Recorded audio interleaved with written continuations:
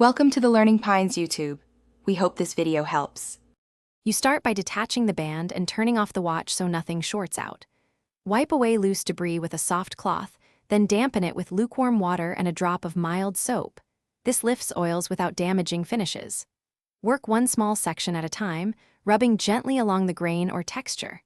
If you see stubborn grime, use a soft bristled toothbrush lightly. Once done, blot with a dry lint-free cloth and move immediately to the next section. Once the surface is free of loose dirt, focus on material-specific care so you preserve function and appearance. For silicone, a 1:10 vinegar to water mix or mild soap removes oils. Rinse thoroughly to prevent residue. For leather, avoid saturation. Use a barely damp cloth, a leather cleaner if needed, and finish with a conditioner once fully dry.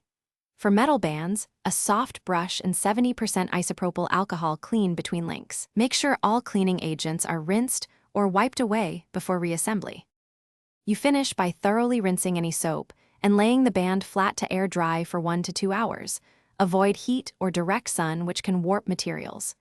Make sure the band is completely dry before reattaching and test the latches and fit to ensure safe wear.